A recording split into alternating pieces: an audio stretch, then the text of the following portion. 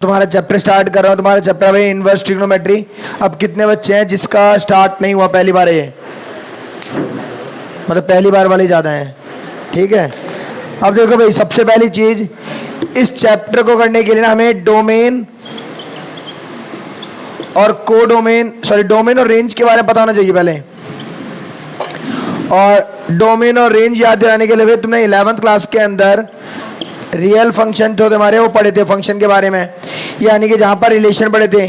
जैसे एग्जांपल के लिए मैंने एक बोला भाई y बराबर दे रखा है x+1 और बोला गया है एक ए सेट है 1 2 और ये वैल्यू जा रही है 10 तक। तो हमसे पूछा गया डोमेन क्या होंगे पहले। तो डोमेन वो सभी वैल्यू होती हैं जो इस रिलेशन में पुट की जा सकती हैं। वो वैल्यू कौन सी पुट की जाती है भाई? हमेशा x की जगह। The value of x which can be put in a relation, ठीक है। और एक और बात याद रखना भाई, पुट करने से पहले क्या वो वैल्यू जो आ रही है पॉसिबल है या नहीं। अगर ऑल द पॉसिबल वैल्यू जितनी भी आएंगी, यानी सोचो भाई मैंने यहाँ पर x की जगह पुट किया 1, तो 1 + 1 कितना आ गया? 2 आ गया। अगर मैं 2 पुट करता हूँ 3 आएगा, 3 पुट करता हूँ 4 आएगा, 4 पे 5, 5 पे 6, 7 8 9 10। अगर मैं यहाँ 10 लिख दूँ तो क्या आएगा भाई? 11। तो क्या ये वैल्यू पॉसिबल काउंट होगी? अब ये बात याद रखना भाई, जब भी कभी डोमेन की बात हो रही हो तो डोमेन में जो वैल्यू ऑफ x आ रही है वो पॉसिबल है या नहीं, ये पता करने के लिए हमें चेक करना होता है जो हमारा सेट गिवन है। अब सेट क्या गिवन है भाई? सेट के अंदर वैल्यू गिवन है 1 से लेके 10 तक। पहली चीज, क्या वो सभी वैल्यू इसके बीच में आ रही हैं? हाँ भाई 10 भी इसी में आ रही है। बट दूसरी कंडीशन, जो वैल्यू ऑफ y है यानी कि जो रेंज है, यानी कि वैल्यू ऑफ y, ये जो y की वैल्यू है क्या ये भी उस x के अकॉर्डिंग पॉसिबल आ रही है या नहीं। अगर वो पॉसिबल आती है तो क्या होगा? वो डोमेन कहलाएगा। अगर पॉसिबल नहीं आती तो डोमेन नहीं होगा। तो हमारे पास यहाँ इसके अकॉर्डिंग डोमेन क्या आ गए? 1 2 3 4 9 तक के सभी नंबर। क्योंकि मैं 9 तक पुट कर रहा हूँ तो 9 + 1 10 आ रहा है। और अगर मैं यहाँ 10 लिखता हूँ तो 11 आ रहा है। और ये याद रखना भी, जितनी वैल्यू होती है डोमेन और कोडोमेन और रेंज की, वो सभी इसमें बिलोंग करनी चाहिए। अगर इससे बिलोंग नहीं करती तो उन्हें हम डोमेन, रेंज या कोडोमेन में काउंट नहीं कर सकते। तो डोमेन काउंट है क्योंकि इसके अंदर आ रही है। अब इनको यूज करके जो रेंज आती है वो क्या आ रही है? 2 से लेके 10 तक के सभी नंबर। अब मान लो मैंने यहाँ पर x की वैल्यू इस फंक्शन में 0 लिखता तो 1 आ रहा है। 1 यहाँ तो बिलोंग कर रहा है, पर जो वैल्यू ऑफ x है वो तो यहाँ नहीं बिलोंग कर रही ना। यानी कि x भी y भी दोनों वैल्यू कहाँ बिलोंग करनी चाहिए हमारी? यहाँ पे। ये तो था भाई हमारे पास क्या? एक रिलेशन जहाँ पे डोमेन और रेंज के बारे में बात करी। अगर मैं जो रिलेशन गिवन है उस रिलेशन को उल्टा कर दें, अब क्या आएगा भाई? x बराबर ये y - 1 आएगा। जब हम फंक्शन के अंदर डोमेन को इंटरचेंज करके रेंज कह दें और रेंज को डोमेन बना देते हैं तो जो फंक्शन बनता है वो क्या होता है? हमारा इनवर्स फंक्शन होता है। यानी कि हमने क्या करा, जो डोमेन था इसको इंटरचेंज कर दिया किसके साथ भाई? रेंज के साथ। तो डोमेन पहले क्या था हमारा? x, रेंज क्या थी हमारी? y। अब हमारे पास डोमेन क्या हो गया? डोमेन हमारा y होगा क्योंकि वो तो इंटरचेंज हो गया। यानी कि जो वैल्यू ऑफ x है वो इंटरचेंज होगी किसका? इसके साथ, तो y बन गया। सिमिलरली रेंज क्या हो जाएगी हमारी? वो इंटरचेंज होगी हमारी x के साथ, तो x। तो भाई ये होता है हमारा इनवर्स फंक्शन। अब इसी फंक्शन का यूज होगा तुम्हारा इनवर्स ट्रिगो के अंदर, यानी कैसे फंक्शन को उल्टा किया गया है। यहां तक में कोई डाउट? इनवर्स बना कैसे? पहले बात है हमारे इनवर्स ट्रिगो में। हमारे पास भाई ट्रिगो के अंदर फंक्शन कितने हैं? एक हो गया हमारा sine theta, cos, tan, cot, sec theta और एक। अब पहली चीज मान लो भाई मैंने फंक्शन लिखा हुआ है एफ एक्स से डिनोट कर रखा है, मतलब एफ थीटा से, क्योंकि यहां पे थीटा लिखा है।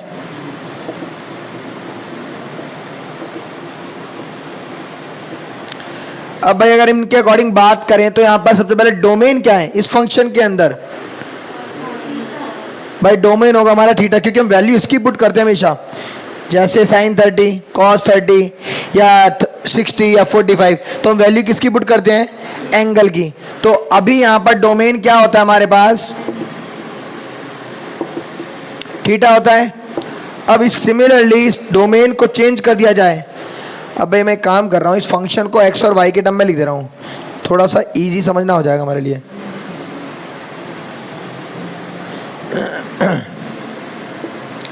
ये sine X, cos X, tan X, cot X, sec X, cosec x.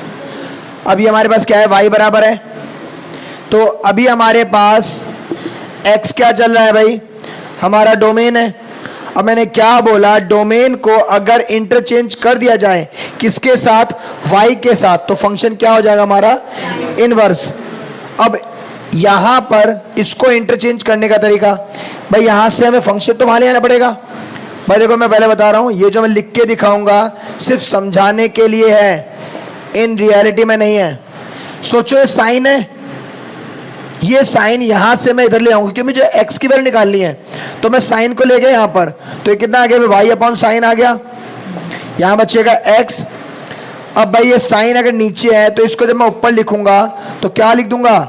Sign की पावर -1, ये y।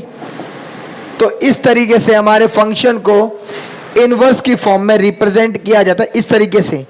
और ये सिर्फ समझाने के लिए बोला है, इन रियलिटी में ऐसा नहीं है। यानी कि इनवर्स फंक्शन को, जैसे अभी मैं तुम्हें थोड़ी देर पहले लिख रहा था y बराबर x प्लस 1, तो मैंने x की वैल्यू निकाली कैसे? y minus 1। ये एक एल्जेब्रिक फॉर्म थी, इजीली टर्म को उधर ले जा सकते थे। पर ये ट्रिगो है, ट्रिगो के अंदर साइन को वहां ले जाना है, तो साइन को वहां ले जाने के लिए, उसको समझाने के लिए मैंने बताया भाई साइन आगे नीचे क्योंकि मल्टीप्लाई में है, फिर इस वैल्यू को लेके हम ऊपर, पावर माइनस होगी। बट डायरेक्टली इस फंक्शन की रिप्रेजेंटेशन डायरेक्ट यही है, ये सिर्फ समझाने का पार्ट है। ठीक है भाई। अब मैंने क्या बोला? इनवर्स ट्रिगो के अंदर क्या होता है कि हमारी जो वैल्यू है, ये हमारा जो डोमेन है वो चेंज किस में होगा? यानी कि अब डोमेन क्या होगा इनवर्स में? डोमेन। और रेंज क्या होगी? दोबारा सुन लो, कंफ्यूज मत होना भाई। डोमेन स्टार्टिंग में x था, एंगल, यानी कि यहां पर जो डोमेन x आ रहा है वो हमारा एंगल है। एंगल हो 30 डिग्री हो, 60 हो, 90 हो, 120 हो, कुछ भी हो। ठीक। अब यहाँ पे अगर हम देखें तो यहाँ जो डोमेन आ रहा है y है, और y एक एंगल नहीं होगा, y वैल्यू होगी। जो साइन 30 की वैल्यू जैसे 1/2 आती है, 1/√2 आती है, फिर √3/2 आती है, जो वैल्यू निकलेगी वो डोमेन होंगे। और x यहाँ पर जो रेंज थी वो x हमारा क्या है? एंगल।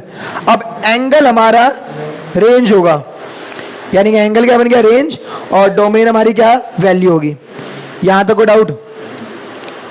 क्लियर है भी भाई? अब आ जाते हैं हमारे पास सवाल कैसे होंगे इसमें। मान लो मेरी आ गया भाई साइन इनवर्स 1/2 की वैल्यू बताओ क्या होगी। यहाँ लिखा हुआ है कॉस इनवर्स 1/√2, यहाँ लिखा मिल गया हमें टेन इनवर्स √3। इन सब की वैल्यू क्या होगी?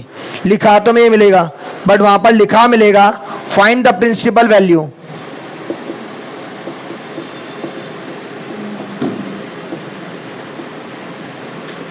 अब भाई प्रिंसिपल वैल्यू तुमने 11th में सीखा था, अगर सीखा था तो, वैसे शायद नहीं सीखा था, क्योंकि प्रिंसिपल वैल्यू जो एक्सरसाइज थी वो सिलेबस में कट हो गई थी और काफ़ी सारे बच्चे तो मैथ पढ़ते भी नहीं थे। ठीक है, जो पढ़ते थे वही भूल गए हैं। और क्या पास होने के लिए पढ़ाते हैं तुमने?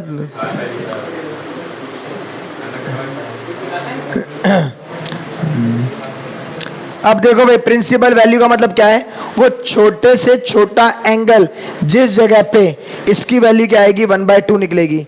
तो हमने क्या करा, इसे लेट कर लिया y के बराबर। हमें पता है साइन इनवर्स जब वहां जाएगा तो ये क्या बन जाएगा, साइन y किसके इक्वल आ गया भाई 1/2 के। अब साइन की वैल्यू 1/2 कहाँ होती है, तो साइन π/6 पे by comparing the quantity y बराबर आ गया हमारा क्या, π/6। एक तरीका तो ये हो गया हमारा सॉल्व करने का। अब एक और तरीका देखो भाई इसी को सॉल्व करने का, क्या लिखा है, y बराबर साइन इनवर्स 1/2। सिर्फ ये देखो भाई ये 1/2 साइन की टर्म में कहाँ होती है वैल्यू, साइन इनवर्स साइन π/6, क्योंकि साइन π/6 यानी साइन 30, साइन 30 की वैल्यू क्या होती है 1/2, तो ये 1/2 के इक्वल है। अब एक बात याद रखना भाई, साइन और साइन इनवर्स दोनों क्या है, अपोजिट है, तो ये क्या हो जाएंगे, कट जाएंगे। कटना नहीं कहते, बस कंपेयर करना कहते हैं। तो y बराबर क्या बचेगा हमारे पास, π/6। सिमिलरली मान लो हमारे पास ये रहा सवाल, तो भाई इसे मैंने क्या करा, कॉस इनवर्स इसे लिख दिया मैंने कॉस π/4, कॉस से कॉस चला गया तो y बराबर कितना आ गया, π/4। अगर मैं इसकी बात करूं, इसे y लिख दिया तो y बराबर कितना है, tan इनवर्स √3। तो tan की वैल्यू √3 कहाँ होती है, tan 60, यानी कि tan π/3। tan से tan चला गया तो y बराबर क्या बचा, π/3। यहां तक कोई डाउट, पक्का ना। अब भाई साइन इनवर्स माइनस का 1/2, साइन इनवर्स -1/2, इसके लिए हमारे डोमेन क्या होगा या प्रिंसिपल वैल्यू क्या होगी, डोमेन नहीं रेंज, मतलब माइनस का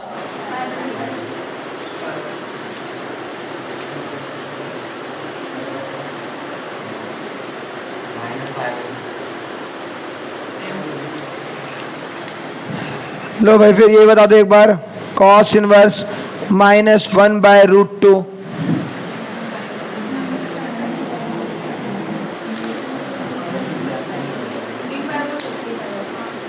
थ्री π/4 और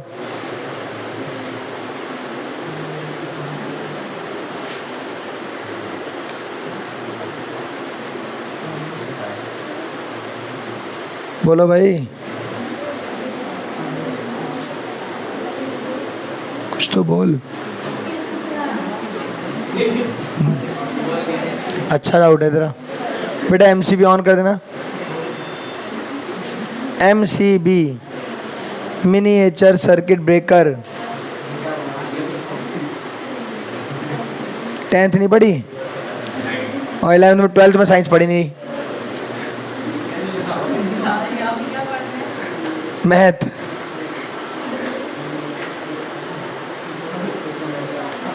चलेगा, रुक जा यार, चल गया। बोलो भाई, माइनस का π/3। बेटा देखो भाई, पहले तो ना एक बात याद रखो, हमारे कुछ फॉर्मूले हैं भाई।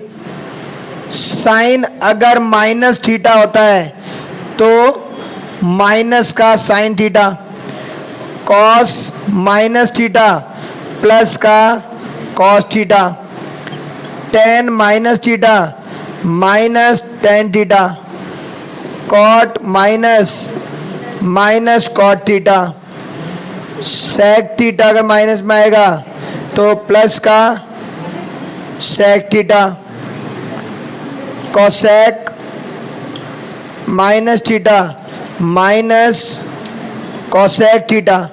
अगर तुम यहाँ ध्यान से देखोगे तो एक ये वाला पॉजिटिव आया और एक ये पॉजिटिव आया, यानी कि कॉस और सेक की जो टर्म होगी वो हमारी क्या होंगी, पॉजिटिव होंगी। अब हमें ये तो बदल गया भाई, कॉस और सेक तो पॉजिटिव है, उसके अलावा वैल्यू नेगेटिव को चेक करने का तरीका भाई, ये तो बेसिक है, वो वहां से उतार लेना भाई। क्या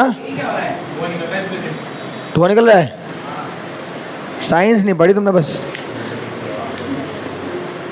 मैं 4 दिन से सेम बात बोल रहा हूँ इस वाले बैच के अंदर। भाई एयर के अंदर मॉइस्चर ज़्यादा है और वो गैस की फॉर्म में है और वहाँ से ठंडी हवा आ रही है। वो जो गैसेस पार्टिकल थे वाटर के वो वेपर्स की फॉर्म में हो रहे हैं, मतलब ड्रॉपलेट की फॉर्म में आ रहे हैं, तो इसलिए वो दिख रहे हैं। कभी ठंड में मुँह से होते भाप छोड़ते थे, वही चीज़ यहाँ हो रही है भाई।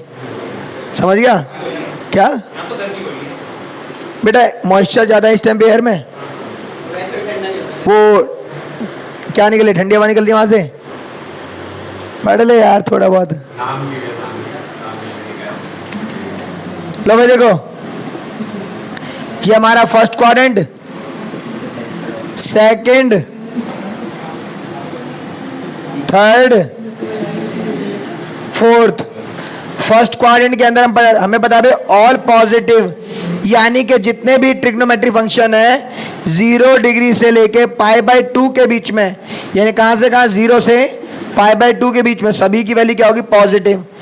सेकंड क्वाड्रेंट ये हो गया अभी हमारे पास पाई, यहां पर साइन थीटा और एक कॉसेक थीटा, ये तो पॉजिटिव, बाकी के जो बच्चे नेगेटिव, यानी कि π/2 से कहां तक, पाई के बीच में सभी चीजें नेगेटिव होंगी, सिर्फ साइन और कॉसेक को छोड़ के।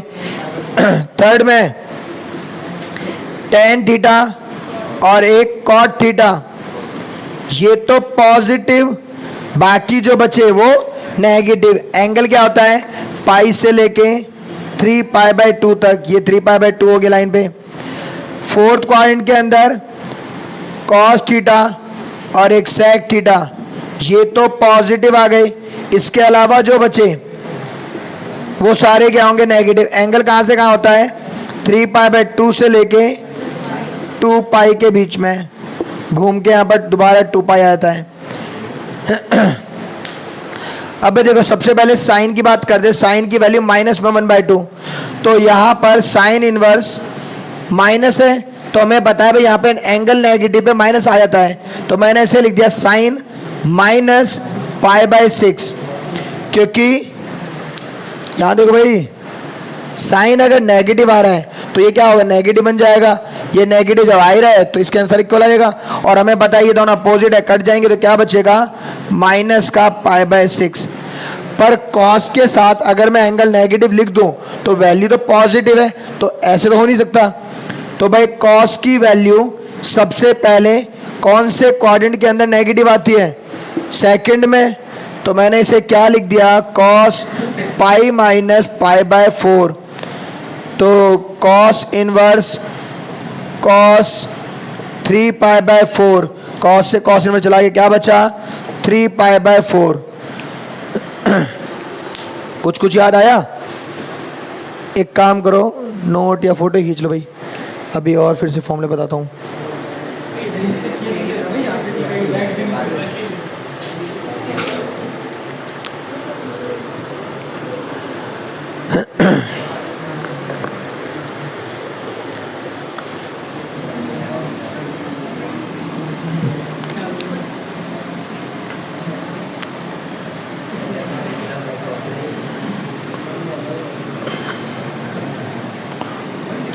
भाई बोल देना जहां समझ नहीं आए।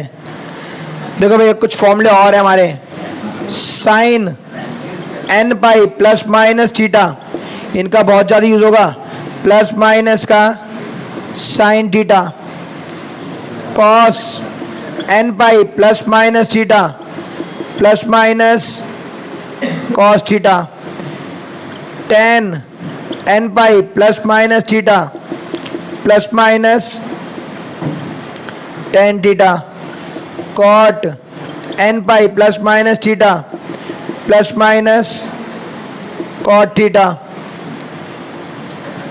सेक n π plus minus theta plus minus sec theta, cosec n π plus minus theta plus minus cosec theta. भाई कुछ फॉर्मूले तो ये थे हमारे, यानी कि जब कभी मल्टीपल ऑफ पाई हो, 1 2 3 एन की वैल्यू कुछ भी होती है 0 से लेके। अगर ऐसा कुछ आता है प्लस या माइनस में एंगल कुछ भी आए तो फंक्शन क्या होगा, सेम रहेगा और एंगल जो थीटा की जगह आएगा वो आ जाएगा। ऐसे ही एक फॉर्मूले और थे इसी के हमारे, वो थे sign 2n+1 π/2 plus minus theta. तो ये होता था भाई हमारा प्लस माइनस का cos theta, cos 2n+1 π/2 plus minus theta plus minus sine theta, tan 2n+1 π/2 plus minus theta plus minus cot theta, cot 2n+1 π/2 plus minus theta plus minus tan theta, sec 2n+1 π/2 plus minus theta तो plus minus cosec theta, cosec 2n+1 π/2 plus minus theta तो equal आएगा plus minus का sec theta. यहाँ पर 2n+1 का मतलब क्या है, ऑड नंबर। अगर 1 π/2 हो, 3 π/2 हो, 5 π/2 यानी कि ऑड मल्टीपल ऑफ π/2 आएगा, उसके साथ में एंगल प्लस या माइनस होगा तो फंक्शन चेंज होगा। साइन है तो कॉस, कॉस तो साइन, टेन तो कॉट, कॉट तो टेन, सेक तो कॉसेक और कॉसेक तो सेक होगा। याद आ गया। 2.1 के अंदर भाई देखो 2-3 सवाल मैं पहले करा रहा हूँ। जैसे थर्ड है भाई, क्या दे रखा है, कॉसेक इनवर्स 2, तो कैसे सॉल्व करेंगे इसे, कॉसेक इनवर्स, कॉसेक की वैल्यू 2 कहाँ होती है, कॉसेक π/6 पर चला गया, क्या बचा हमारा π/6। अब जैसे अगला आ रहा है भाई हमारे पास tan इनवर्स माइनस में √3, tan की वैल्यू क्या है -√3, तो tan की वैल्यू नेगेटिव कहाँ होती है, अगर मैं लिख दूं tan -π/3, tan से tan चला गया, क्या बचा। अब एक और है भाई cos इनवर्स -1/2, तो भाई हमें पता है cos के साथ एंगल नेगेटिव नहीं लिख सकते, तो क्या हो जाएगा ये cos इनवर्स cos π-π/3। भाई ये cos इनवर्स अंदर है cos, ये कितना आ गया 2π/3, cos से cos चला के क्या बचेगा, ठीक है भाई। यहां तक कोई डाउट, तो अगर यहां तक डाउट नहीं है तो पहले 10 सवाल तो सेम इसी टाइप के हैं, वो तो हो ही जाएंगे, ठीक है। अब जरा 10 के बाद के सवाल कराता हूं मैं।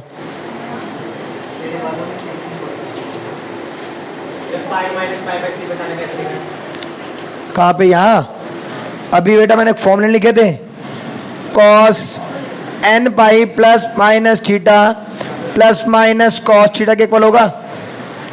तो अब देख यहाँ पर इतने पार्ट को देखना है, पाई इस लाइन पे है, माइनस करेंगे यहाँ पर, यहाँ कॉस क्या होता है नेगेटिव, तो इसकी वैल्यू नेगेटिव का 1/2 आई होगी, कॉस से कॉस चला गया, एंगल बच गया, ठीक है।